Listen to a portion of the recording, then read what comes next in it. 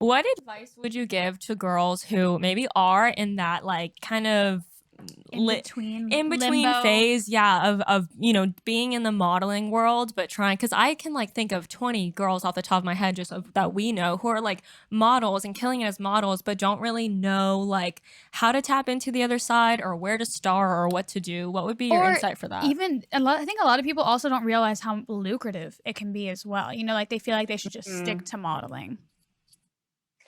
Yeah, I think like when it comes to content creation, I think the only difference between like us and maybe someone who's only modeling but wishes that they were creating content is like we're hitting record. Like I'm hitting Right. record when I'm at a fashion show, or I'm hitting a record behind the scenes, or I'm hitting record when I'm making my morning breakfast. Like, and in those moments, sometimes I don't want to be doing that, but I'm always happy that I did, because then I share my like lame, what feels lame to me, like breakfast bowl or smoothie. And people are like, I love this. Give me more. Do this.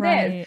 So it's like in any moment where you're like, no one's going to care about this. No, actually, like they will. You just have to remind yourself to like hit record, get out your phone, be that girl, but it pays off in the end. And I think it's Mhm. kind of, you do have to force yourself.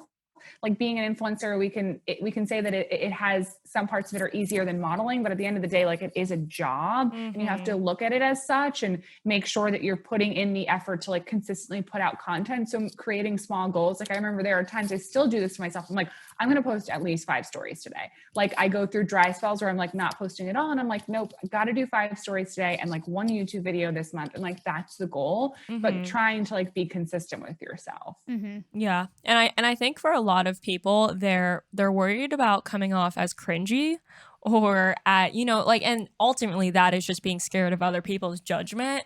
What would be your Mm-hmm. advice for that? Because I feel like I'm constantly telling people like, no, it's not cringy. What's cringy is missing out on freaking money. Like, what are you doing? Totally. I still get that fear myself, especially on TikTok, because TikTok is like such a different beast. You don't But know what side you're gonna end up on.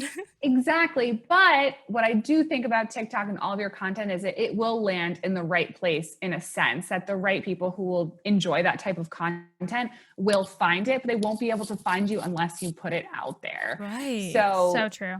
it's like you kind of just have to take the leap of faith and put it out there and let your people find you. Like they won't be able to find you otherwise. That Mhm. kind of doesn't make sense, but it kind of does. It No, does. no, I get 100%. it.